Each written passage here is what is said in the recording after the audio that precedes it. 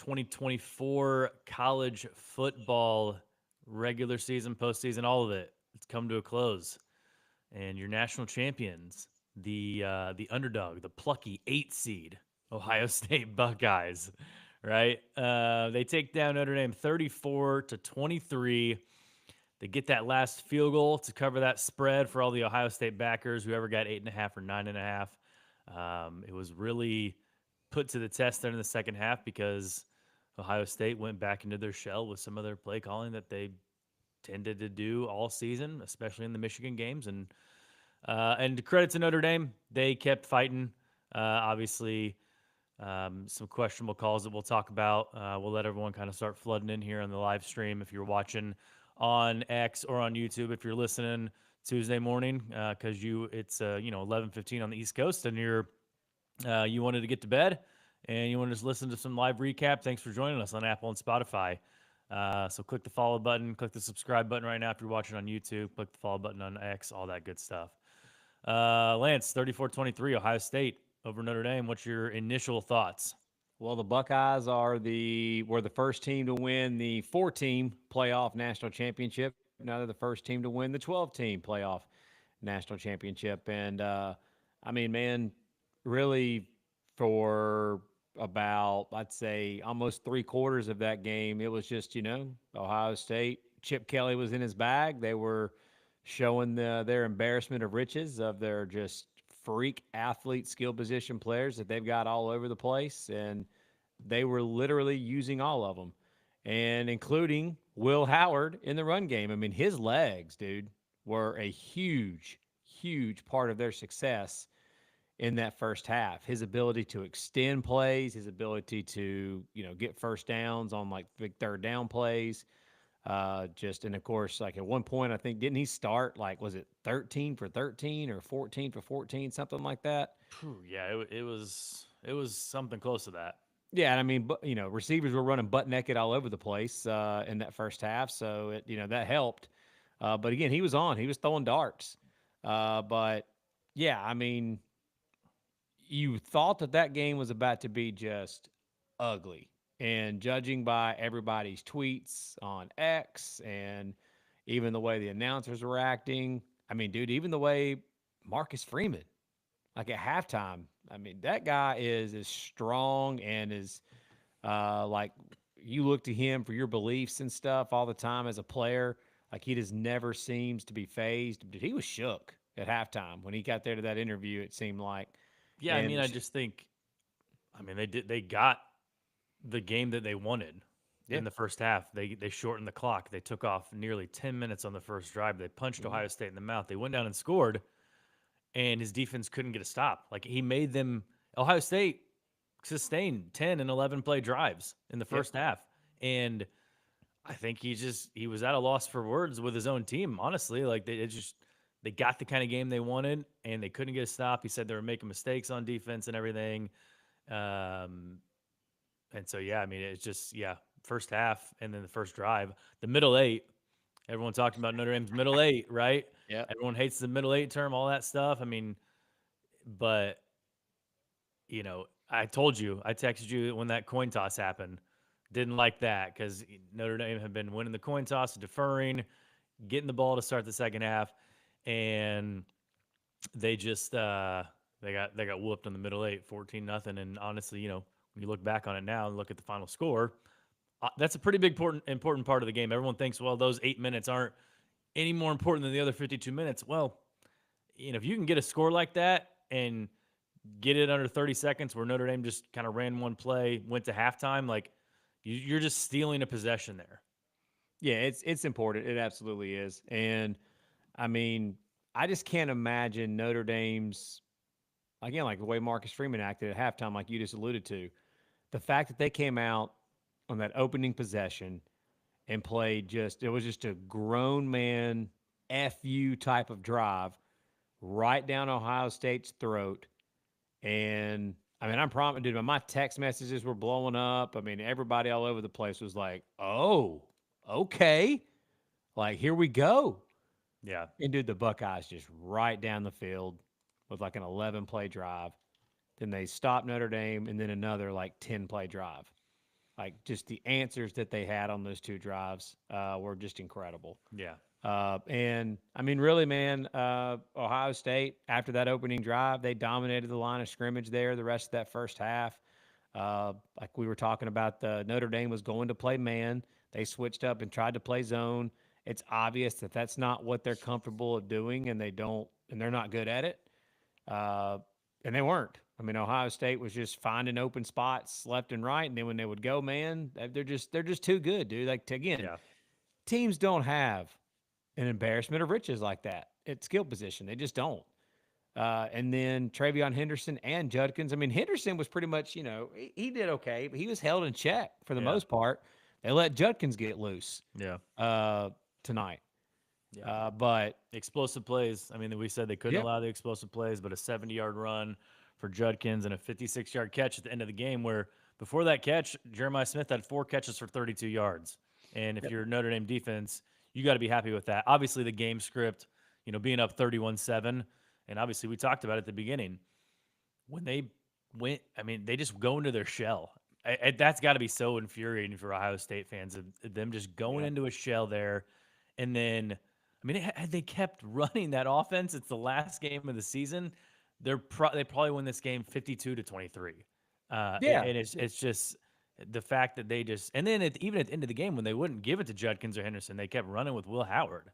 Yep. And I think if behind closed doors, I think if you talk to Ryan Day, Chip Kelly, Jim Knowles, all of them, I think they would tell you that I personally believe it was almost borderline underestimating Notre Dame's offense at that point and Yeah. overestimating your defense.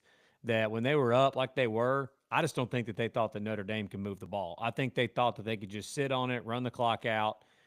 Our defense is too dominant right now. They can't score. They can't throw the football.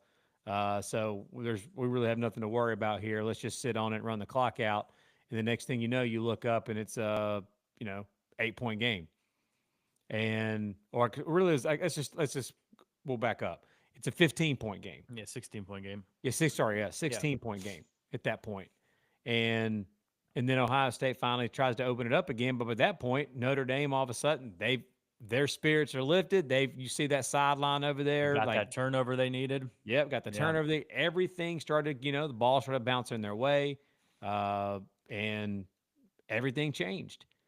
But I'm with you, man. The Ohio State just still having those lulls where they just get conservative out of nowhere instead of just turning those athletes loose. Like when they do, man, this college football playoff, the whole like all 4 games, ridiculous at I mean, I just don't know that we're going to see for a while a group of receivers that good Yeah. across the board paired with 2 backs like that. It'll be a long time before we see Yeah. that again. Uh, but we've got to do it, man. I've got to ask your thoughts on obviously like one of the most talked about things of the night was when it's a 2-possession game with 9.5 minutes to go, 4th and goal, and Marcus Freeman elects to kick a field goal to try to keep it at a 2-possession game. Uh, Very strange. I know hindsight's 20, but like even in that, I mean, I don't think anybody in that situation outside of Marcus Freeman felt like that the field goal was the right decision there. That just didn't make any sense to me. Yeah, I don't agree with the call. But I also think that they just don't. They didn't have faith in Riley Leonard converting a 4th and goal from the 10 against that defense. Yeah. Especially, we talked ad nauseum about the number 1 red zone scoring defense. I mean, the bigger question would be calling an obvious fake punt when 4th and 1 with Leonard had been working all night. Dude, that's a great I mean, point. and Great point. That was again, that call got way overshadowed by well, the as telegraphed field as goal. it was, It worked. incredible throw by Angeli, and the ball was just dropped. If he catches that, everyone's praising Freeman like that. Great Well, the fake punt call, call even though we all knew it's coming. But it's like the Leonard was running the ball all night. Everybody in the stadium knew he was running, and Ohio State still couldn't stop it. And it's yeah. 4th and 1. So I don't know why. I don't know why they do that. To that point, that's one of those situations where people will bash the call and say that's a horrible call. Why you can't do that? That's dumb, stupid. The call worked. It just wasn't executed. I mean, Angeli made a good throw. He was open. He hit him. He just dropped the ball. Yeah. Uh, I mean, it worked. They just didn't execute it. But I'm with you on the part of like if you're going to go for it, you absolutely line up and run Leonard up the middle there, Yeah. like you've done the whole game. I've got a buddy who texted me and said he absolutely hated that call, but he actually liked the field goal call because it would get him to 13. The odds of them hitting two-point conversions after touchdowns wasn't great anyways. There's still 9:40 left, all timeouts. I mean, so everybody has different thoughts on the punt, the field goal, all that stuff. Yeah. Um, I disagree with it, but like I yeah, honestly that's the first person I've seen or heard that actually seemed like they agreed with it. So, but it is, but like I like hearing that perspective because but it's not a bad perspective there. Like you said, like the chances of you scoring on a fourth and goal from like the 10-yard line, whatever it was, against the yeah, number one red zone scoring defense in the country, getting a 2-point conversion, and yeah, then like you said, getting another touchdown and another 2-point conversion. That's but yeah, still, I don't know. At that point, it's a numbers game and the clock's against yeah. you and stuff. I just don't know how you think that you were going to get enough possessions to be able to do it. The bigger question is though, and I'm not even being funny by this or facetious by this. I mean this. Ohio State is lucky that Notre Dame just didn't go air raid I the mean, whole I was game. getting ready to say because Ohio State fans, you're infuriated with the second half play calling. You won the game, you won the national championship, season's over, you don't have to deal with it for 8 months. Notre Dame fans, you're infuriated that yes, you had a great first drive of the game, but no shots were called at all. Like this team showed that they can throw the ball when needed in the Penn State game and in Hmm. other games during the season. And I just think going into the game, you had to have known. I know you got faith in your defense, but you had to have known Ohio State's going to put up some points. We're going to have to throw the ball to put up some points and to generate some offense. And so it is a must need situation to throw the ball in the first half, even, and to not take any shots. And I mean, I think we mentioned it on one of the shows we were on our show. I don't know, but we talked about you got to take some deep shots. Igvenosin has been getting flagged all season long Yeah, for penalties and everything, and he did in the second half when they finally did. And dude, I mean, once either Steve Angeli or CJ Carr gets in there next year, like Jaden Greathouse might be a stud he's a at the wide dog, dude. receiver. He is Yes. a dog. But Yeah. like going back to the point of going like Notre Dame should have thrown the ball more. I mean, again, hindsight's 2020, but like in the fourth quarter of that Penn State game, they threw it all over Penn State. They second half of this game, back half the third quarter and the fourth quarter, they throw it all over Ohio State. And again, there were some, but again, that's part of it. When you're throwing the ball and you're attacking down the field against the defense, that puts pressure Hmm. on them and it puts pressure on their DBs to have to cover. Yeah. And you do get that's part of football. You do get flags and you do get some pass interference calls when you're taking shots down the field and being aggressive like that. And it's interesting, man, that it's almost like again that they just like they gave too much respect to Ohio State and Yeah. to the Ohio State defense. Like they just didn't think that they couldn't throw the ball or something. But like, and then the only reason that they did is because they were forced to, and then it worked. Yeah. Just yeah, head scratcher there that they weren't more aggressive overall in the play calling earlier on, like earlier in that game when they needed to be, and before they got too far behind. Yeah. Just yeah, it's puzzling. Yeah. The other part is too, dude. I mean, dude, Notre Dame until kind of late there in that second half, the makeshift offensive line that Ohio State brought to the college football playoff. I mean, other than the Texas, against Texas, they played really well Yeah. throughout this college football playoff and played really well again tonight. I mean, Howard at one point was just so comfortable Hmm. back there, just stepping into whatever throws, seeing the field really well because he was allowed to see the field really well. And it really wasn't until that fourth quarter that Notre Dame was able to speed that clock up a little bit when he Yeah. was in the top when he was in the pocket and speed his decision making up more and not allowing him just to be super comfortable. But it's hats off to that Buckeye offensive line, man, because I'll be honest with you, I thought that was a matchup that I thought Notre Dame would exploit a little bit more in this game, like Texas did. I realized that Notre Dame's injuries this year and stuff, and like their defensive line isn't like tonight's defensive line isn't the same as what Texas brought to the game against Ohio State as far as the type of talent along the defensive front Yeah. overall. But still, I thought they would be able to exploit that matchup a little bit more, and they really didn't until Yeah. late in the game. Yeah. And last play of the game, or what was basically the last play of the game, Notre Dame had to bring the pressure on 3rd and 11. But, I mean, you got to double. You got to double Jeremiah Smith. Like, or at least put Leonard Moore on him because he's a more physical cornerback than Christian Gray. Yeah, that was Obviously, Notre Dame's best cornerback has been in street clothes since game 6, but yeah.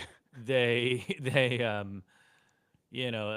just as soon as they saw one-on-one coverage, Howard knew exactly what he was going to do all night. And if you look at Howard's stats, like he didn't have. I mean, yeah, he was at 1.14 for 14 or whatever, but until that last pass, I think he had 175 yards passing. So he didn't do anything spectacular, but he didn't make any stupid plays at No, man, all he game. was he was he was better than being just a game manager, but he managed the game really well. He was extremely accurate, extremely efficient, which is pretty much what he had done the entire year. Yeah, I mean, again, the Michigan and the Oregon games, they lost the turnover battle in those games, and in this game too. I mean, Buckeyes had one. Notre Dame, did they have? I'm going, but did they have a turnover? Notre Dame. no. Yeah, so Ohio State had the one turnover, Hmm. but again, they had such a lead at the point it didn't really hurt them that bad, Yeah, obviously. But yeah, I mean Howard was efficient, he was accurate, he was making good decisions. He had receivers running wide open, and he was hitting them, and he made some really good throws on top of that. But yeah, did that deep ball there to Jeremiah Smith, the first down and second down play calls. Like I saw Twitter blowing up too. Like, what is Ohio State doing? You've got Judkins and Henderson and Jeremiah Smith and Emeka Egbuka and Tate and Ennis and G. Scott. And here we are running parallel to the line of scrimmage on slow developing QB power plays with Will Howard on first and second down with the game on the line. yeah, Just unbelievable. And then they eliminated all of that yeah, with a deep ball shot yeah.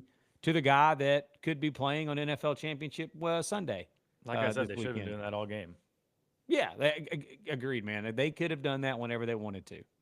If they would have just dropped back and just slung it to those receivers, they'd have been open all night long, just like they were. Yeah. Uh, but dude, Christian Gray on that play, like I know he's the best receiver in the country. What do you do? I But mean, like there was it's just basic. He ran a. I mean, it there was was. no. I'll be honest with you. Like I know this is like people say this kind of stuff all the time. Like armchair coordinators and people that sit at home acting like I could cover that guy. Dude, I think there's a lot of people on this planet that could have done about what he did on that play. Yeah. Just basically run along 5 yards behind him or beside him, let him do what he wants, and let him catch Yeah. it and just fall down. Yeah. Uh, but I mean, Ryan Day gets the national championship, bro. Did the 12-team playoff save Ryan Day's job? Yeah, like as crazy as that sounds, like here's what's funny. Here's what's funny about this, man. I'm gonna go there. There are so many people now that we weren't the ones sitting there saying it that Ryan Day should lose his job, but the people that were saying that he should lose his job, those people will act like they never said it today, and they'll act like the people that did say it, they'll act like that they were crazy Yeah. the whole time. I can't believe those people thought that. Like that's just crazy. That's just stupid. There were so many people thinking that and saying that. And I mean, yeah, we talked about it because obviously it was being talked about a ton. Yeah. I But mean, it was right after the game. We said, I don't know how you come back from this other than winning a national championship. right, and he goes and wins the national Yeah. championship. And yeah, I mean, again, there's going to be those that will never forgive him from for that or whatever. But I think the masses overall, If there's an Ohio obviously, State fan out there that's saying I would trade this in right now to beat Michigan this year, they're idiots. yeah, they are. I was going to say they're Idiots. out there. You've seen our posts, bro, I have, and they are on these reels stupid. Sorry, no on offense to everybody, but you're stupid. yeah, Instagram, TikTok, Twitter, a lot of our reels that we've posted, dude, some of the Buckeye fans that have been coming on there, whoo, goodness. Yeah, they don't seem to care at all about this run. But anyway, moving beyond that, I I mean, I know this is the first year of the 12-team playoff, so obviously it's the first chance that a team has had to make a run like this through a gauntlet of a playoff bracket. But like, dude, I don't know if we'll see as just as dominant. I mean, we maybe we will. I'm being prisoner of the moment here probably, but I'm just not sure that we'll see as dominant of a 4-game stretch as this team just had. And as far as the teams that they played, but again, I know next year there's going to be teams that are going to have the opportunity Yeah. to be able to do it. But we said this before the season started. I know Josh Pate said the same thing. And there's probably a few others that said it too. But this 12-team playoff, for people thinking that it allowed more teams chances to win a national championship. No, it allows more teams chances to make the playoff. What it allows for is the teams like Ohio State this year who has the most talent. It gives them more mulligans if they mess up in the regular season to rectify it in the college football playoff.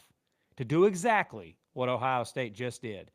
I'll stick with Ohio State. If you think back to the Zeke Elliott team, they got upset by Michigan State and didn't make the 14 playoff years ago. That was the most talented team in the country coming off their national championship run. I think that was like 2015, 2016, something like that. If that 12-team playoff was around, that Ohio State team probably wins it all then. Georgia last year in a Yeah. 12-team playoff format, they would have had a great chance to win a national championship last year. Alabama with Bryce Young and Will Anderson that ended up being the 5 seed and missing the 14 playoff. Those are the type of teams that we're talking about that has just so much talent, but they may stub their toe in the regular season for whatever reason. In a 14 playoff era, they would have been gone. They would have been out.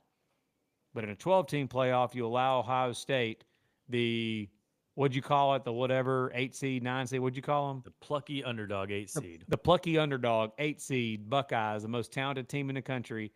They get a chance to become the 8 seed and end up winning it all. Yeah. And to your point, I don't know if we ever see a team in this era of college football that's this talented ever again. I mean, I kind of said it last year where I thought that Michigan team would do a run like that. That they would just kind of be one of the last like great teams. Obviously, Ohio State, you may not think they're great because they lost 2 games this year, but they were undoubtedly the most talented team all year. Yeah, They are losing a ton on this ton. team. They're losing their entire defense, other than Caleb Downs. They're losing their quarterback. They're going to lose their running backs. They're going to lose all of their receivers except for Jeremiah Smith. Um, so, well, we'll see just how good of a coach Ryan Day is next year, I guess. Yeah, and yeah, if you want to know how good this Buckeye team really was, just wait till April when the NFL draft uh, Oh man, rolls around. Good Lord, the amount of names is going to be called from this team. yeah. But all right, so what does this national championship mean for Ryan Day? Like I want to preface this. We already talked about it as far as Ohio State. Like they're already one of the most elite programs, most consistent program in all of college football. But going forward, I mean, Ryan Day's still young, man. We talked about this. He's a young coach. Like he could rip off multiple national championships. What if he loses to Michigan next year? Is that why you were laughing? You just Yeah, going to say that? like He cool, like could. He yeah, could. He could. He absolutely could. Uh, in the big house and playing in the big house. I mean, yeah. it's not far fetched at all. But for now, let's let the man celebrate this one, right? I mean, he's got at least if Michigan is the gorilla, this is the monkey. He's got the monkey off his back. Obviously, I'm of the belief that this should be the gorilla. It's a bigger prize, but Yeah. there's Ohio State fans out there that the Michigan game is all that matters. And but listen, he just won a national championship. He's a heck of a good coach. I mean, what 10 losses in his Yeah, time dude. at Ohio State? He's a great coach, man. And Yeah, I his mean ability. the run that they just went on, the talent that he is accumulating, um, obviously in high school recruiting, but like just getting pieces in the portal. It's so funny too. Like, I mean, think about we're kind of jumping a little ahead here, but teams like Florida State and Auburn, who like Auburn, some people are pretty high on them, and they're too early top 25s. Like they've had almost a 2-month head start on Ohio State and Notre Dame in this Mm-hmm. new calendar of college football here. Like, Mm-hmm. there's some teams that are almost done with their winter workouts, and Yeah. these two teams are just finishing up playing in Atlanta. Yeah, man. There's quarterbacks jumping ship all over the place. There's Yeah. quarterbacks getting $4 million to go hang out with their girlfriend in South Beach. Yeah, and I mean, I Uh, think like, with the cultures that these two coaches have built, like they're not going to see much attrition from the portal. They're Ohio State's going to see some from the draft, but portal's not going to hit these teams hard. I don't think in the next 5 days when they're allowed to hit. Um, so I mean, we'll see. Both these teams and programs will be back next year. Um, they'll be good. I mean, Ryan Day though, yeah, he national championship at age 45, yep. and but yeah, like I said, man, it's never good enough in Ohio State fans' eyes. No, he's where. So let's move on now If I were to him, would you? If I were, hold on, if I were Ryan Day, would if and an NFL team comes calling the Raiders, you thinking about jumping?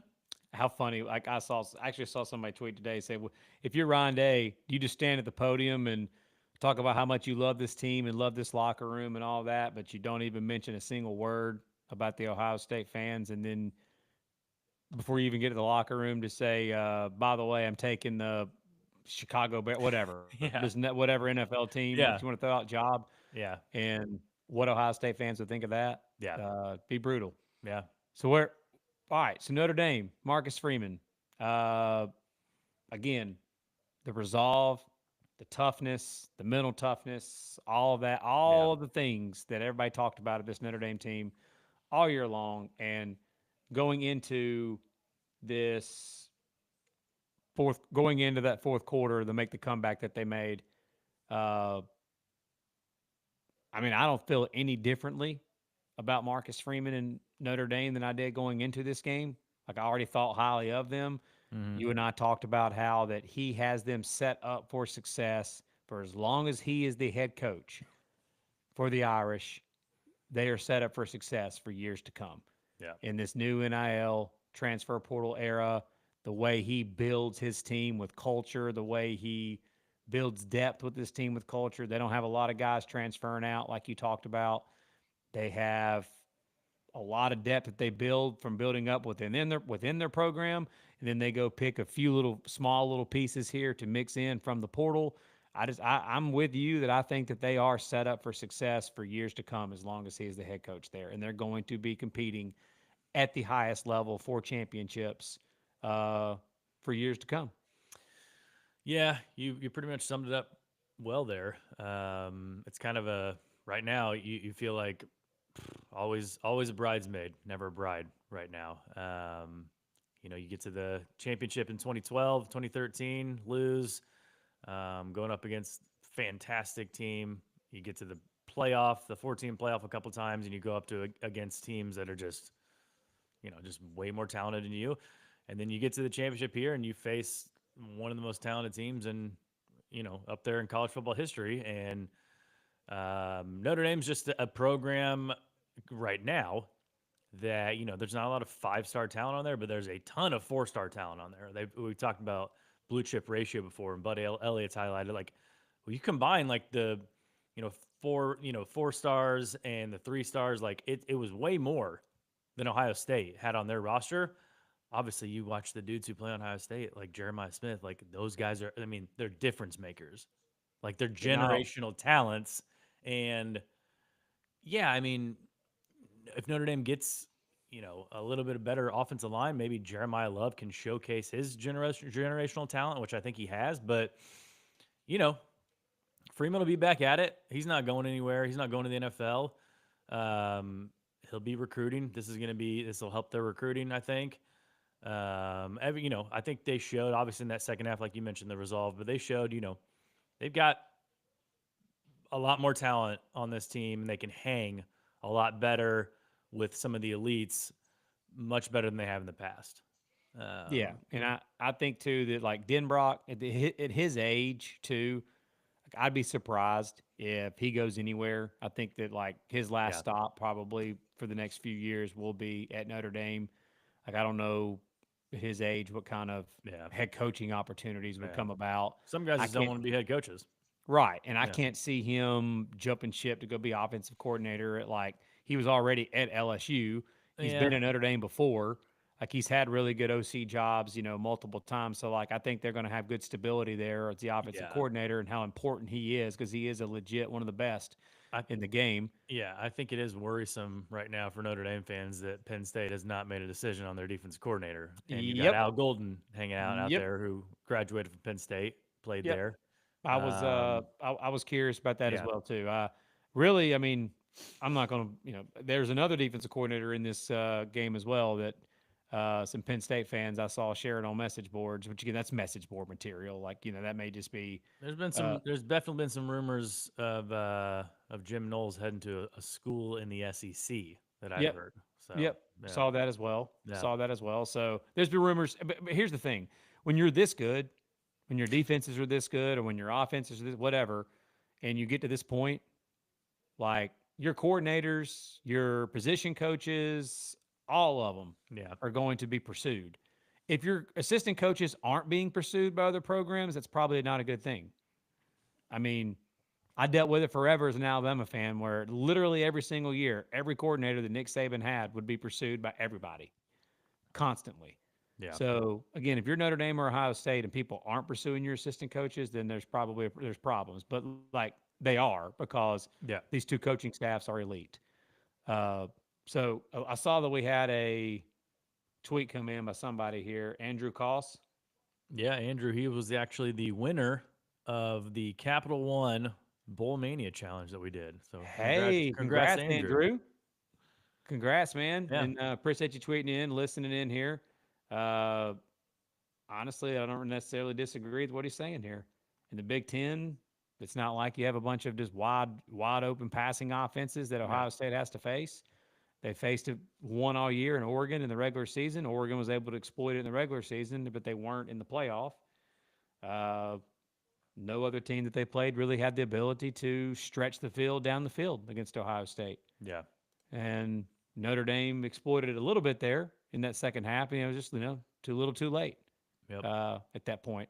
yep, So, but you're right, man. It's going to be interesting from here now with the transfer portal era where these two teams. I mean, Notre Dame did hit the portal a little bit. They grabbed Devontae Smith, the DB from Alabama, hmm, grabbed a DB from my other squad right here in the background, Virginia Tech, yep, a safety from Virginia Tech who was really good and solid. So this, added two solid pieces there.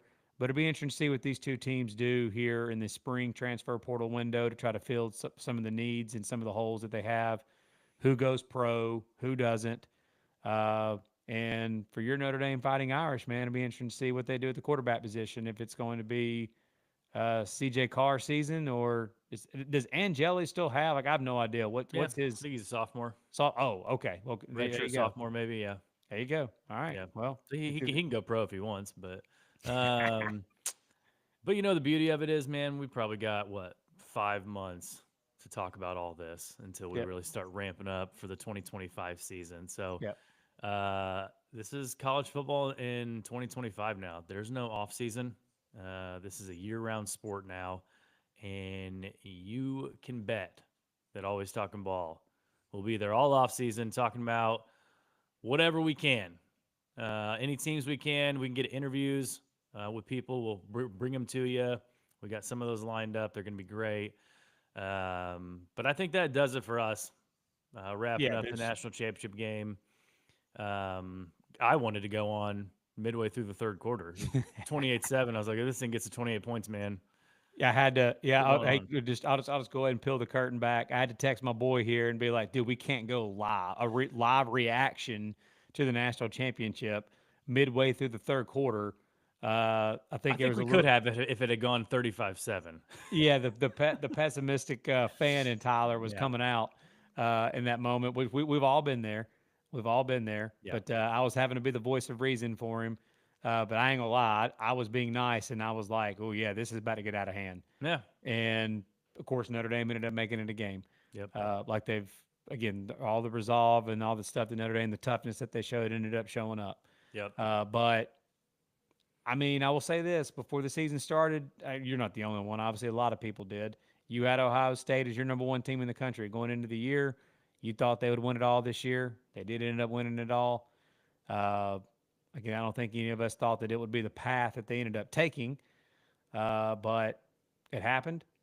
And this 12-team playoff, we'll talk more about it too later on, but it was a success, man, getting us these two teams that we had in the national championship game. I know the format wasn't the best and how they decide the teams maybe not be the best, but ended up being a great semifinals and a great finals. So looking forward to it again next year. And if you're listening right now, or for those that's going to be listening tomorrow to our reaction episode here, we appreciate you guys following along all year. Uh, it's unbelievable how much we've been able to grow this thing just in our second year of doing a podcast together. And we only went to YouTube and went live like this through video to start this season. Yeah. And we appreciate all of you guys tuning in and following us and subscribing. And again, we're on X, we're on Instagram, we're on TikTok, Apple, Spotify, YouTube. Follow along, subscribe. We're going to keep bringing you content even in the off season. I can promise you that. Like Tyler said, Yeah. we'll be back better than ever to start next college football season right here with you guys. Yeah, man. And to finish it off, like you said, with the Ohio State pick, we spend so much time breaking this stuff down, and sometimes really all it just comes down to is who has the better players. Yeah. That's, Yep. and you look at that roster, and from the beginning of the season, they had better players than everybody else, and Yep. and we'll talk about it probably in the offseason too. That Ohio State Michigan game in 2024 will be one of the weirdest results, um, probably in the history of college football, from Yeah. what ramifications it had then and what happened 2 months later with Ohio State hoisting the trophy at the end of the year. And all I can say is next year, the Saturday after Thanksgiving, the hype around that game with the past two national champions going against each other in the big house with 5 in a row on the line. Yep. Whew, boy, can't wait for that. It'll be juicy. But yeah, echo everything Lance said. Appreciate you guys tuning in with us. It's been a blast this season. And all we can say is that we'll be back sooner rather than later. We're not going to leave you guys, hanging for much longer. So we'll be back soon. Appreciate you guys tuning in. Thanks for tuning in on X, YouTube tonight for a little live reaction. We're happy we can get this out to you right after the game and on Tuesday morning. So until next time, that puts a wrap on the 2024 college football season. Congrats to the Ohio State Buckeyes for taking down the Notre Dame Fighting Irish 34-23 in the national championship game. That's it. Anything else? Nothing else, brother. All right, man. You guys have a good one.